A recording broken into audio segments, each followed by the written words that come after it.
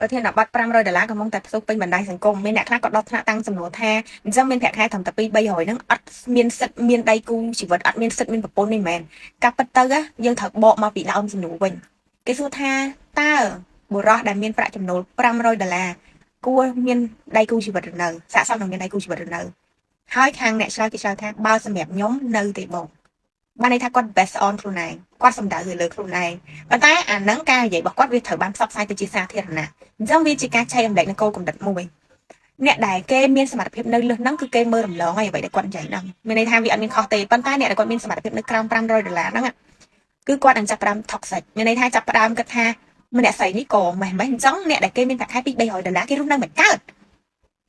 បដូរវិញឲ្យអ្នកសម្ភារហ្នឹងទៅសម្ភារអ្នកបងដែលគាត់ធ្វើការរោងចក្រប្រាក់ខែត្រឹម200-300ទៅសម្ភារអ្នកលាងចានធ្វើការផ្នែកលាងចានលាងអីណាឬក៏បម្រើសេវាកម្មអ្នករត់តុដែលប្រាក់ខែត្រឹមតែ$200-300គេនឹងឆ្លើយផ្សេងថាហូរឲ្យបង500ខ្ញុំក៏បាន3-400គាត់បាន500ហូរឲ្យបងបានហើយមានគ្រួសារបានគេនឹងឆ្លើយអញ្ចឹងវាអាស្រ័យលើថាសំណួរហ្នឹងសួរអ្នកណា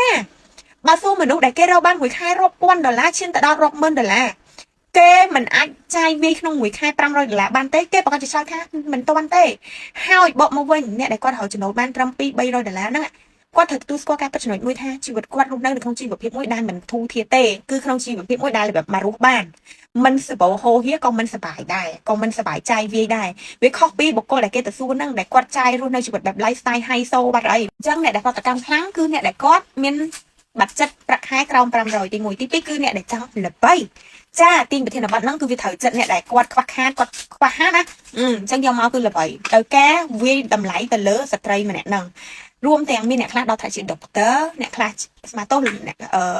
លោកដែលនៅក្នុងវត្តក៏គាត់តាមទាន់ trend ហ្នឹងក៏គាត់មានការបង្ហោះដែរញោមណាមានប្រាក់ខែក្រោម500មកបួសបាន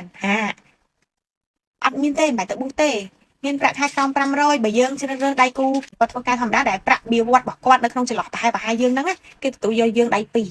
ណាមានគ្រួសារបង្កើតគ្រួសារបាន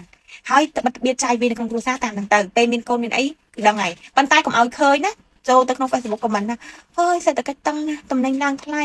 ប្រាក់ខែអញ្ចឹងខ្លួនឯងមិនចង់រស់កុំឲ្យឃើញពាក្យហ្នឹងណាព្រោះខ្ញុំឃើញតល្ញឹកទេប៉ុន្តែនៅពេលដែលមនុស្សស្រីហ៊ានបើកបង្ហាញនឹង mindset របស់គាត់បែរជារងការរិះគន់ពីមនុស្សប្រុសរឿងនេះវាមិនជារឿងអីដែលត្រូវថប់សិតទេជាពិសេសទៅដល់មនុស្សប្រុសទាំងអស់អត់មានអីត្រូវថប់សិតទេយើងត្រូវទទួលស្គាល់ពង្រឹងសមត្ថភាពហើយឈោងយកអ្វីដែលដៃយើងលុកទៅដល់អ្វីដែលយើងទៅមិនដល់ប្រឡែងទៅប៉ុណ្ណឹងគឺចប់